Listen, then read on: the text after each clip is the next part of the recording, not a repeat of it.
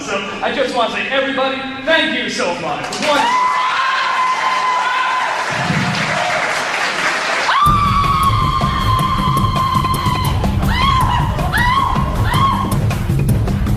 Nostalgia Critic? Is that that guy? What are you doing?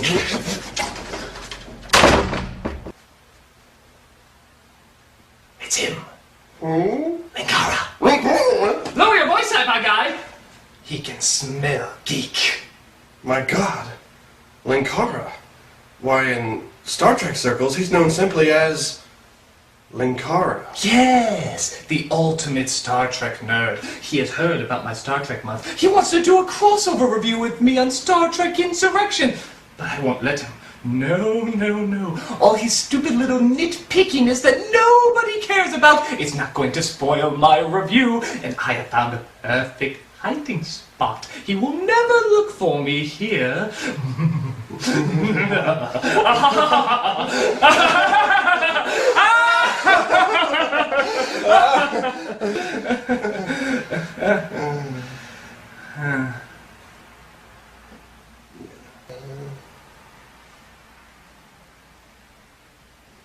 Funny, I kind of thought something would happen while we were laughing there. Yeah, like we'd be interrupted or... Yeah, like someone would interrupt our laughing. Yeah. So you want some coffee? That'd be lovely, thank you, yes. Yes.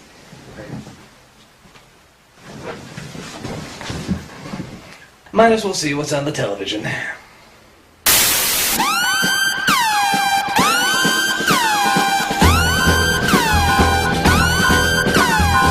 Hello, Critic. Start the review.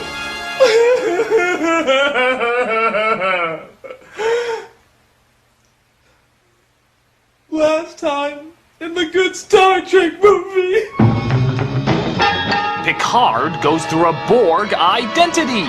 Obsessed with stopping his old arch rivals, even though he's never really been that obsessed before, he follows the Borg back in time to stop man's first contact with the Vulcans. After ripping off Moby Dick because that's what Star Trek likes to do, Picard defeats the Borg Queen, Data goes through his I wanna be human bullshit again, and first contact is still made by the farmer from Babe. Will Star Trek continue to score big with audiences? I don't care, I get paid either way!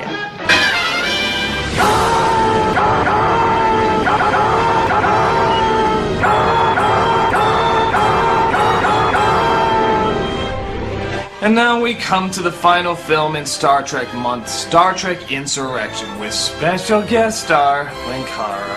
Hello, adoring fans. I've come all the way here on my spaceship to talk to you about the most hated of all Star Trek films. Wait a minute, this was the most hated? I thought it was either like the first one or 5 that was the most despised. That may be the case with other fans, but me personally, this is my least favorite in the entire franchise. So you need me here, or else you'll screw this review up like you've done so many times before. What? When have I ever screwed something up?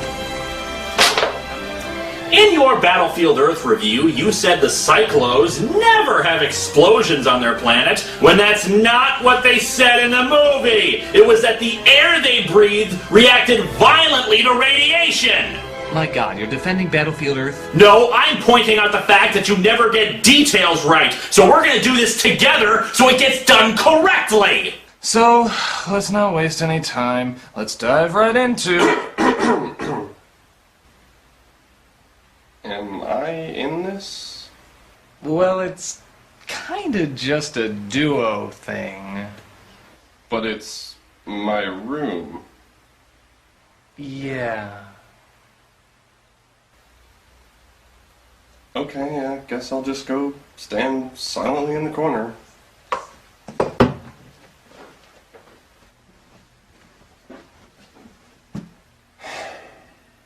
Star Trek Insurrection.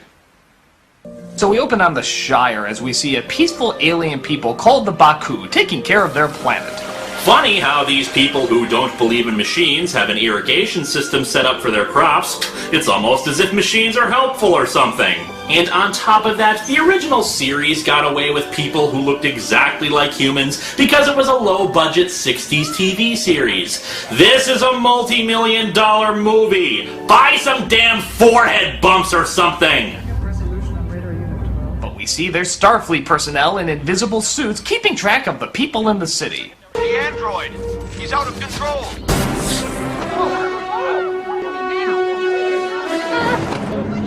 My god, it's Jambi! Mecha-lecca die, mecha-die-you-ho!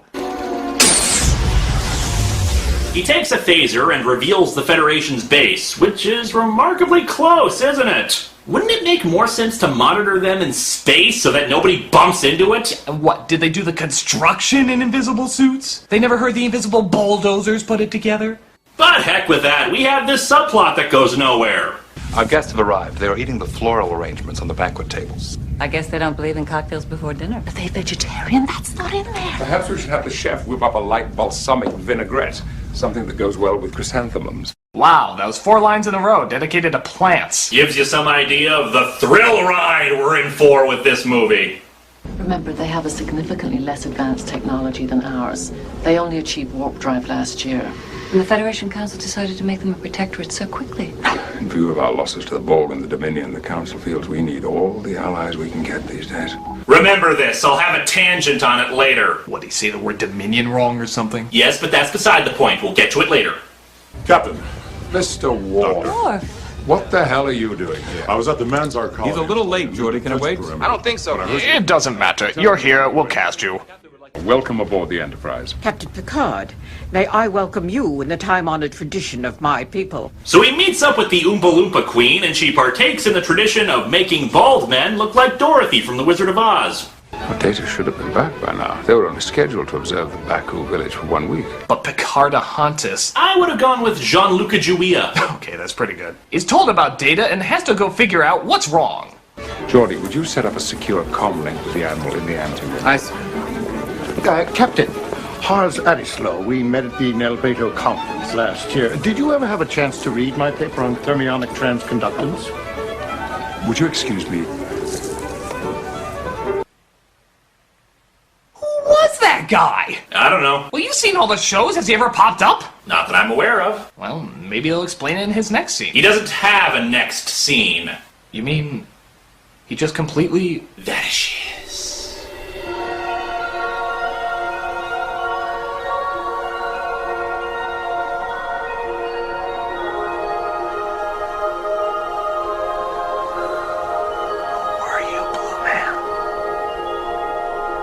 Commander Data attacked us in the mission scout ship yesterday. I know what Data means to Starfleet, Jean-Luc, but our crew is at the mercy of those people on the planet. If our first attempt to capture Data fails, I will terminate him. at least give us one more movie before we kill him. All right.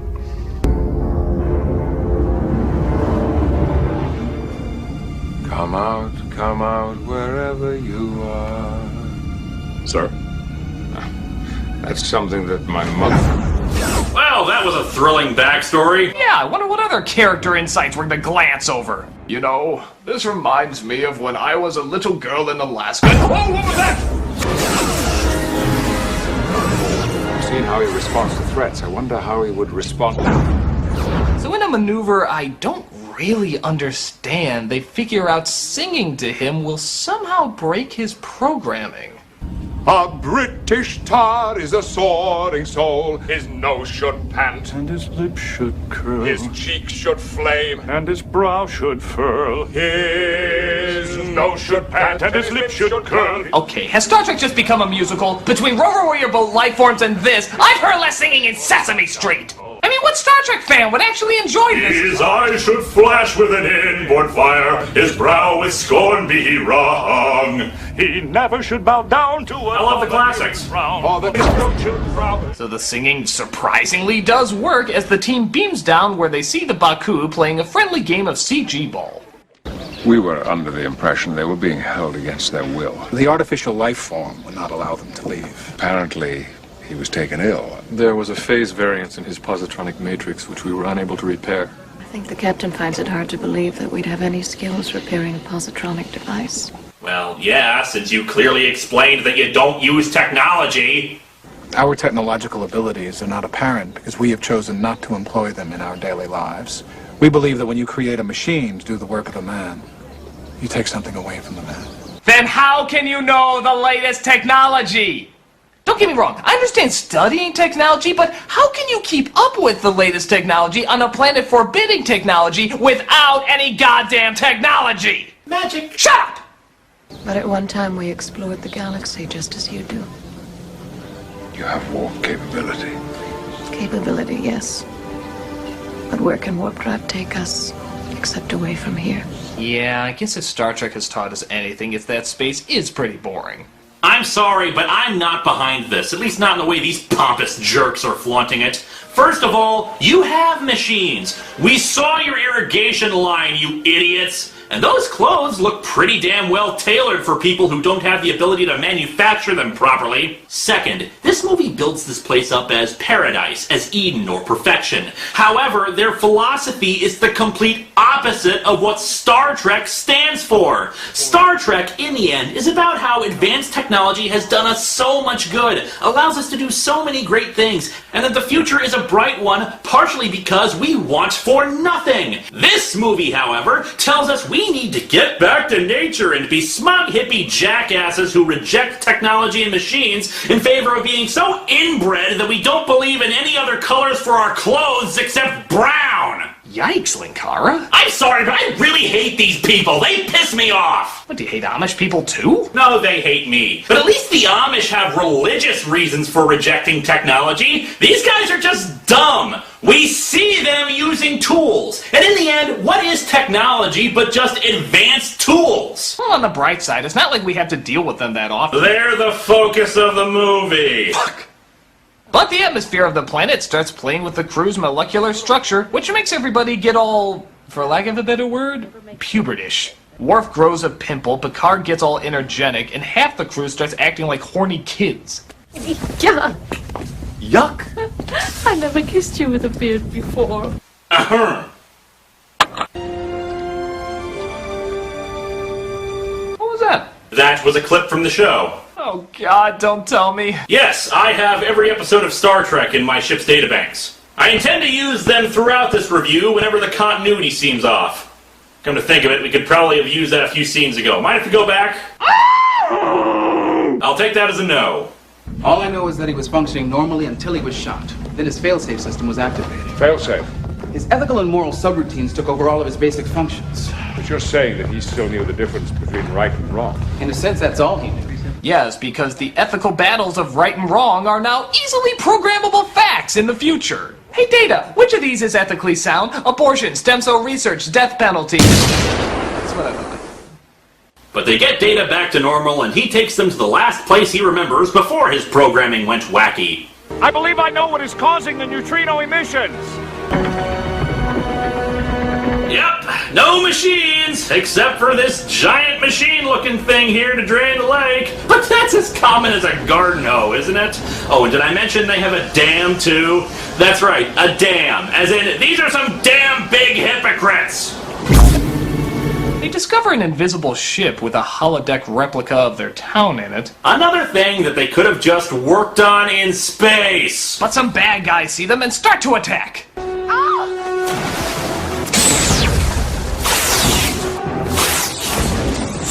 You know, for as exciting as this all is, I honestly just keep thinking back to whatever happened to that blue guy. What were his theories of thermionic transconductance? Much more thought-provoking questions than the rest of this movie is asking.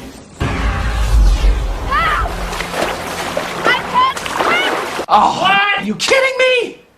Is water technology now? Are you resisting the shackles of H2O? And on top of that, it turns out she's had plenty of time to learn how to swim. We discover that several of the adults there are over 300 years old. That's what the metaphasic radiation of the planet does. Yeah, what the hell's her excuse?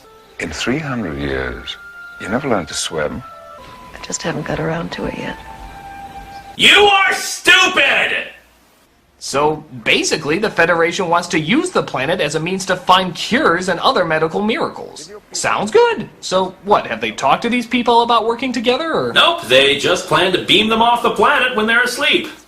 Odd. Well, I'm sure now that they know the Baku are willing to help others by letting them study the planet. Nope, they see it as their home. They hate technology, we have technology, therefore they hate us. Okay, well, I guess that's legit, seeing how it's their planet. It's not. What the fuck are you talking about? Yeah, technically the planet is under Federation control, and they say that they came there 300 years ago from their own home planet, so they don't own squat. Well, then why the hell don't they just kick these greedy cure-for-death holders out then? So Picard can make speeches like this. Some of the darkest chapters in the history of my world involve the forced relocation of a small group of people. Just as cultures have been destroyed in every other forced relocation throughout history. Oh, really? Is that why you participated in at least 2 forced relocations? And guess what? One of them was a group of Indians. And he was going to do the exact same plan as they're doing here. Do you know how long we have searched for a home? I believe that I can help you to find a new home. But hey, these are white people and not Native Americans, so it's totally different, I guess. Yeah, that's true. There's a group of stretchy-faced people that are looking to harness the planet's power because they're dying. Yet these selfish jerks are like, you use an electric razor? You deserve to croak. We're only moving 600 people. How many people does it take, Admiral, before it becomes wrong? 601, obviously. We'll be able to use the regenerative properties of this radiation to help billions. And I'm sorry, but I gotta reference my clips again. This is what I was referring to before. At the same time this movie came out, the series Deep Space Nine was on. And during that series, the Federation was at war with a powerful enemy called the Dominion. And the Federation was losing. Badly. And according to their projections, if the Federation loses, 800 billion people will die. And I'm sorry, but doesn't Star Trek have a particular clip for this kind of thing? The needs of the many outweigh the needs of the few. I'm sorry, but I'm completely on the side of the bad guys here. Critic?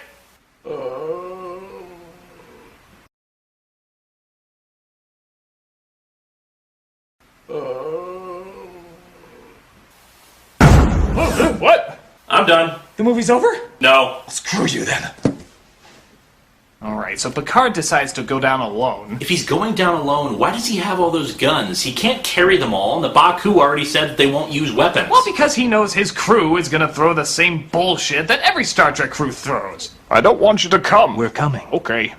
Oh, and don't forget the totally out-of-nowhere trailer line from Data. Saddle up. Lock and load. So they're leading the people away from the town. Wait, isn't that what the bad guys wanted anyway? Kind of doing them a favor, aren't you? I'm just wondering where the sun is in the solar system. We never saw it in any of the space shots. But then the villains come in to hit them with darts and force them to get beamed out. Why don't you just beam them out regularly?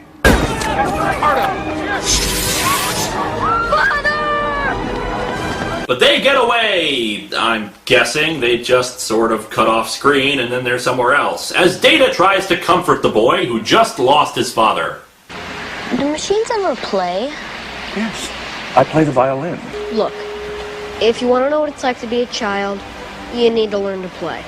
Oh yeah, he sounds traumatized. Hey now, everybody treats grief differently. Some choose to accept it by not realizing they have it at all. We also see Picard and boring woman who won't be in any future movie, so it doesn't matter, start to hit it off. I should warn you, I've always been attracted to older women.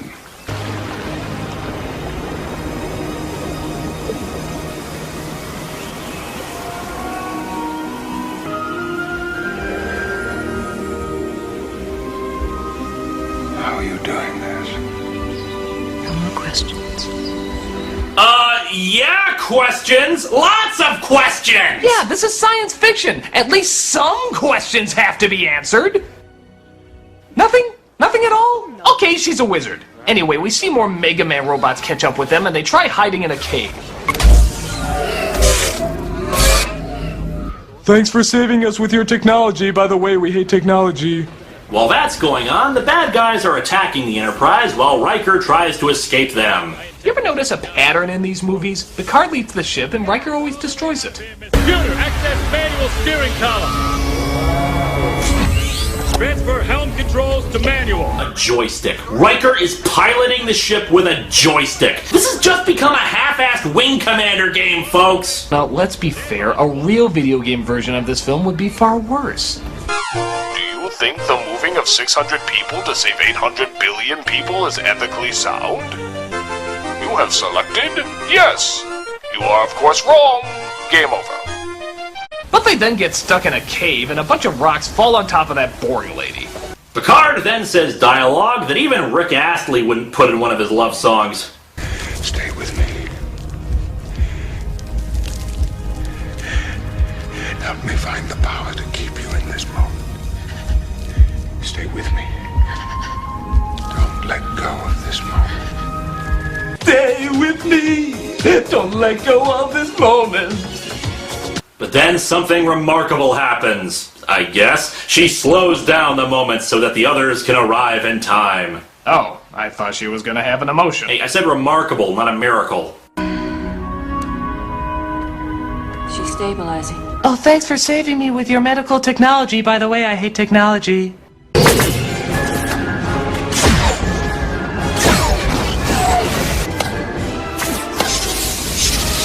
Sorry, I'm still wondering what happened to that blue guy. Were they important theories? Would they change the dynamics of anything?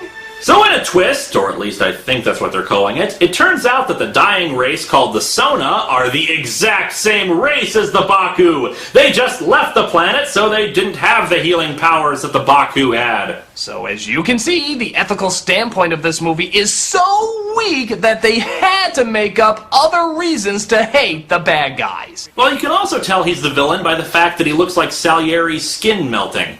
Oh yeah, I forgot. That's F. Murray Abraham, isn't it? It's okay, I think even he forgot he was F. Murray Abraham in this picture. Moving them is one thing, killing them all. No one hated them more than you, Golda. So it's a little confusing, but pretty much everyone keeps ship hopping and they fool the Sona by beaming them onto a holodeck, which is programmed to look like the bridge of their ship. They just happen to have that program in there? No more questions, Linkara. Unable to comply. Injector Assembly 1 has been deactivated.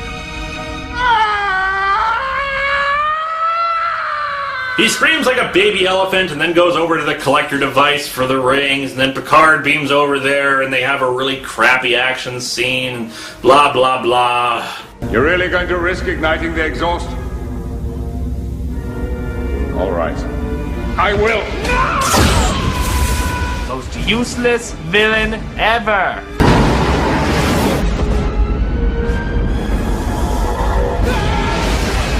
So Picard is beamed up, the ship is destroyed, and we get our one funny line in the movie. The Sona crew would like to negotiate a ceasefire. It may have something to do with the fact that we have 3 minutes of air left. So bored by the rest of this, I can't even bring myself to laugh at that. We also see that Data has discovered playing! 7 years of character development on a TV show and 3 movies, and it all comes down to playing! Don't forget, you have to have a little fun every day. Start by not watching this movie.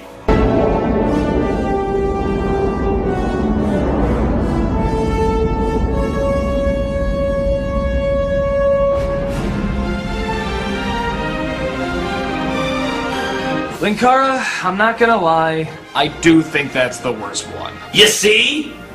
Even if you took out the ethical discussions, the film as a whole is just a bore. The action is dull. The effects are dull. It's paced more like a really lame episode than it is a feature film. It just feels like nothing was accomplished. And even the worst Star Trek movies left me with something. At least 1 or 2 interesting moments. But this is totally forgettable and has nothing backing it. And in a way, for a Star Trek movie, you could argue that is the worst crime you could ever commit. Oh, wait. We still have all the problems of Nemesis to go through, and I'm not just talking continuity errors here. Oh, God, Linkara, have you no heart? Hey, why don't you turn off the TV? Oh, I got plenty of... What the fuck? Alright, sci-fi guy, you've been there long enough. I think you've learned your lesson. What lesson? I didn't do anything. You want to go back in the corner? No. Well, thanks everybody for joining me for Star Trek Month. I hope you enjoyed it. Alright, I'll quickly go over Star Trek Nemesis. This is the film that everyone says is the other bad Trek film, but to be fair, I don't think it's that bad. It's got some annoying scenes and way too much action, but the whole idea of nature literally versus nurture I thought was kind of fascinating. I like the idea that Picard had to battle his younger self, and that in a different environment, maybe he could have been something entirely different. And the relationship between the two, I think in many respects, is actually kind of heartbreaking. To me, that's the glue that held the movie together. Is it good? Technically, on a storytelling level, probably not. But I have to admit, I enjoyed watching it for the most part. But yeah, I'll admit, as an ending for the Next Generation franchise, it probably wasn't all that it could be. I mean, it could have been a hell of a lot worse. It could have been Star Trek Insurrection! Well, I think... Go to the corner!